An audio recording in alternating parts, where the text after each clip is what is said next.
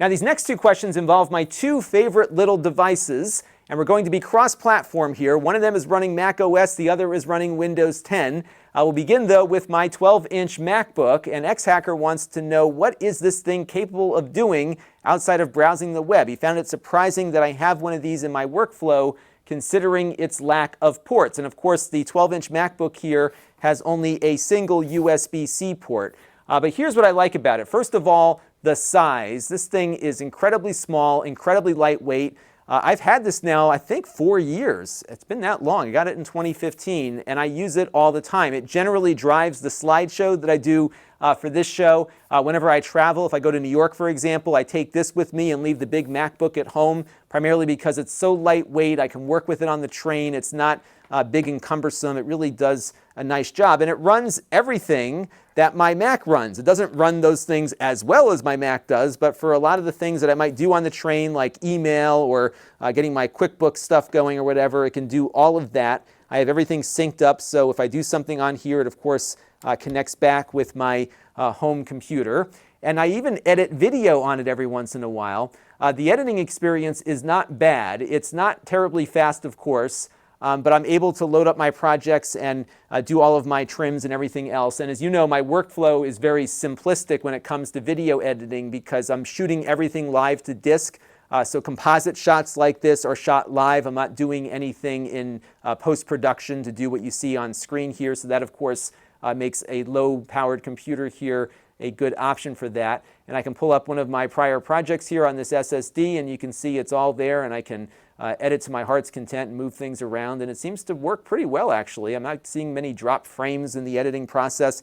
It does very slowly export video, though, so if I am on the road, it's definitely not a super fast way to edit video. When I go to CES, for example, I bring the big MacBook with me, but this is very convenient because it does run everything my Mac does, and it does a passable job at everything, and it's certainly more useful than an iPad would be, for example, for getting a lot of this kind of work done. And it really has been a great experience over the last 4 years with it. It's, again, a Core M. It's not, terribly high performing, but it's good.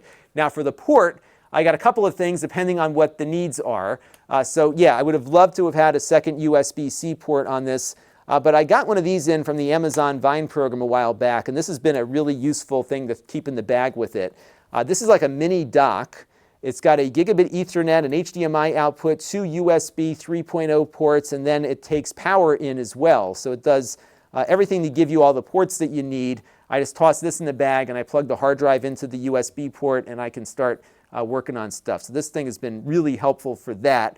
And really, there's a lot of USB-C adapters out there now that are very affordable and useful, and certainly more than there were when I first got it, when you were paying a lot for those USB-C adapters. So it seems to work great, and it's a great, convenient device.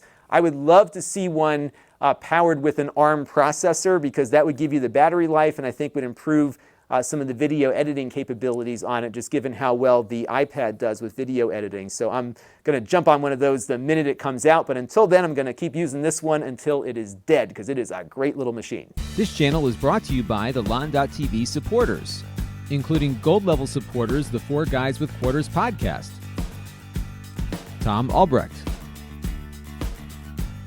Brian Parker, and Kalyan Kumar. If you want to help the channel, you can by contributing as little as $1 a month.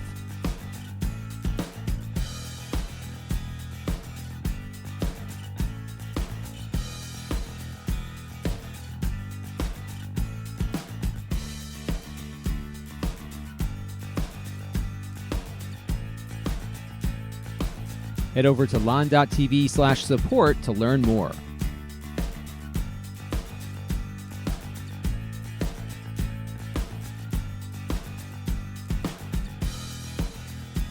And don't forget to subscribe. Visit Lon.TV/s.